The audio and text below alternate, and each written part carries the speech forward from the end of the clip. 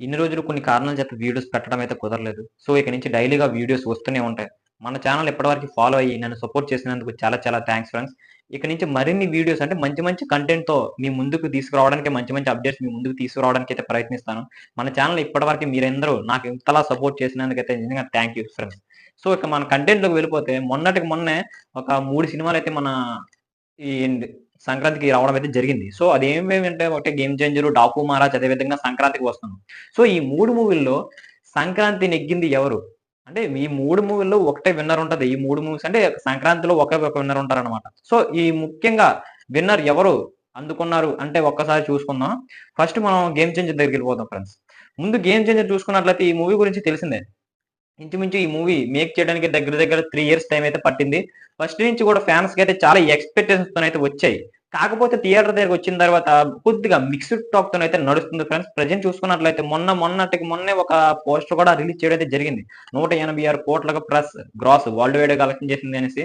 So, అది ఎంతవరకంటే దాన్ని పట్టుకొని చాలా మంది ట్రోల్ కూడా ఎందుకు అంటే గూగుల్‌లో టైప్ చేసినా సరే దగ్గర దగ్గర ఒక 50,00,00,000 పైగానే అంటే ఒక 50 మాక్సిమం చూసుకుంటే ఒక 60, 70 అనుకోండి. ఈ 60, 70 దగ్గరదే కలెక్షన్ లాగేది వరల్డ్ వైడ్ కలెక్షన్ జస్ట్ 70,00,00,000 అనుకోండి. అంచనా ప్రకారం 70,00,00,000. కానీ వీళ్ళు ఎంత ఏసారు? 186,00,00,000 వేసుకున్నారు భయ్య. కానీ దీన్ని పట్టుకొని చాలా మంది ట్రోల్స్ ఏం చేస్తున్నారంటే విప్పర్‌గా ఏకేశారు. ఈ టాక్ మొత్తం మీద చూసుకున్నట్లయితే మిక్స్డ్ టాక్‌తోని ఆ సినిమా కలెక్షన్‌ల మీద అయితే భారీగా దెబ్బ పడింది. రెండో రోజు అయితే మళ్ళీ అఫీషియల్‌గా పోస్టర్ అయితే రిలీజ్ కాలేదు. మూడో రోజు వచ్చేసింది. నాలుగో రోజు కూడా వచ్చేసింది. ఇంకా పోస్టర్ అయితే మన ముందుకైతే రాలేదు భయ్య. సో, తర్వాత చూసుకున్నట్లయితే 'డాకు మహారాజ్.'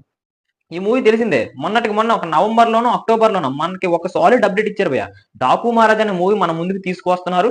ఎన్న 119 అదే 'ఎన్‌బీకే 109' మూవీ మన ముందుకు తీసుకొస్తున్నారని ఒక అఫీషియల్ పోస్టర్ అయితే రిలీజ్ చేశారు. సో, చూడకుండానే నవంబర్‌లోనే ఎప్పుడో మనకు ఒక సాంగ్‌తో పాటు 'డాకు మహారాజ్' అనే టైటిల్ కూడా రిలీజ్ చేశారు భయ్య. ఈ మూవీ మీద అయితే పెద్దగా ఎక్స్‌పెక్టేషన్స్ లేవు భయ్య. మొన్నటికి మొన్న ఒక చిన్న సాంగ్ అయితే రిలీజ్ చేశారు. 'దబిడి దిబిడి' సాంగ్. సో, అది సాంగ్ చూసుకున్న తర్వాత చాలా మంది నెగటివిటీ వచ్చింది ఆ సాంగ్ మీద. ఏంటి ఆ కొట్టుడేంటి?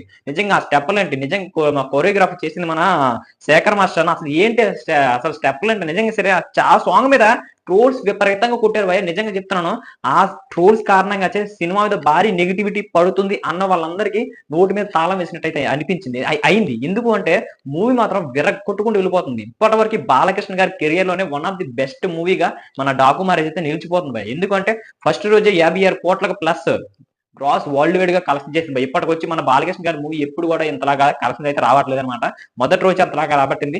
3 రోజులు కలుపుకొని దగ్గర దగ్గర 96,00,00,000 పైగానే గ్రాస్ అయితే కలెక్షన్ చేసింది. ఇక ముందుకి ఎంతలా దూసుకు వెళ్ళిపోతుందో మనం ప్రత్యేకంగా చెప్పుకోనవసరం లేదు. తర్వాత చూసుకున్నట్లయితే సంక్రాంతికి వస్తున్నాం. నాది 14థ్ రిలీజ్ అయింది. సో, ఈ మూవీ కూడా నిజంగా చెప్తాను.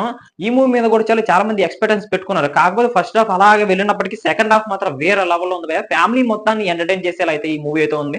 సో, ఎక్కువ ఈ మూవీకి ఇంట్రెస్ట్ అదే ఎక్కువ ఫ్యామిలీ ఇప్పుడు సంక్రాంతికి అంటే ఒక ఫ్యామిలీ ఎంటర్‌టైన్‌మెంట్ మాక్సిమం ఒక ఫ్యామిలీకి సంబంధించిన మూవీస్ ఏవైనా వస్తే ఖచ్చితంగా సరే ఈ ఆడియన్స్ మొత్తం దానికే మొగ్గు చూపుతారనమాట. సో, ఈ ఫ్యామిలీకి సంబంధించిన మూవీ కాబట్టి ఈ మూవీకైతే చాలా మంది మొగ్గు చూపుతున్నారు. అంటే ఎక్కువ ఈ మూవీనే ఇంప్రెషన్ కలిగిస్తుంది అందరిని ఆడియన్స్ మొత్తానని. సో, ఎక్కువ ఈ మూవీకే సంక్రాంతికి వస్తున్న మూవీకి ఎక్కువ లైక్ చేయడం కారణంగా సో, ఇప్పుడు సంక్రాంతి విన్నారు కదా! ఈ మూవీ తీసుకున్నట్లయితే మనకు తెలుస్తుంది. ఖచ్చితంగా ఇది చూసుకున్నట్లయితే స్టార్టింగ్ రోజే దగ్గర దగ్గర 40,00,00,000 ప్లస్ గ్రాస్ అయితే కలెక్ట్ చేసింది. ఇది బ్రేక్ ఈవెన్ చూసుకున్నట్లయితే 89,00,00,000 మన థియేటర్‌లోకి అయితే రావడం జరిగింది. దగ్గర దగ్గర ఇప్పుడు మొదటి రోజు 50,00,00,000 దగ్గర అయితే లాగడం జరిగింది. సో, మరి చూసుకోవాలి ఇంకా వరల్డ్ వైడ్ మొత్తం మీద చూసుకున్నట్లయితే ఈ మూవీ లాంగ్ రన్‌లో చూసుకుంటే గట్టిగా లాగే పరిస్థితి కనిపిస్తుంది భయ్య. కానీ ఇది ఇప్పుడు మనం ఈ 3 మూవీలో చూసుకున్నట్లయితే ఏది ఒక బెస్ట్ ఇంప్రెషన్ మనందరికి కలిగించింది? ఒక ఫ్యామిలీ ఎంటర్‌టైనర్‌గా, సంక్రాంతి విన్నర్‌గా ఎవరు నిలిచారు అన్న మాట మీదకొస్తే ఖచ్చితంగా సంక్రాంతికి వస్తున్న మూవీ చెప్పుకోవాలి భయ్య. నిజంగా 'డాకు మహారాజు' అదే విధంగా 'గేమ్ చేంజర్' చూసుకున్నట్లయితే ఇది ఒక యాక్షన్స్‌కి అదే విధంగా డ్రామాకి సంబంధించిన మూవీస్.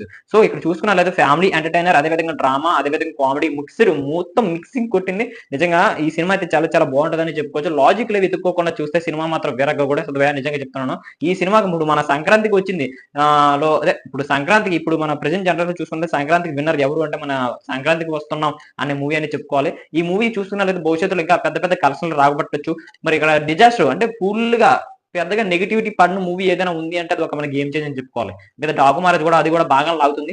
సో, ఇంకో కొన్ని రోజులు పోతే అది కూడా బ్రేక్ ఈవెన్ క్రాస్ చేసి లాభాల బాట పడతది. మనకు 'గేమ్ చేంజర్' చూసుకున్నట్లయితే ఇంకా దగ్గర దగ్గర ఒక 300,00,00,000 పైగానే కలెక్షన్‌లు రాబట్టవలసి ఉంది. సో, ఇక్కడ 'దిల్ రాజు' గారికైతే చాలా నష్టం వచ్చే అవకాశాలు అయితే చాలా కనిపిస్తున్నాయి భయ్య. మరి మీరేమనుకుంటున్నారు? కామెంట్ చేసేయండి. Thank you.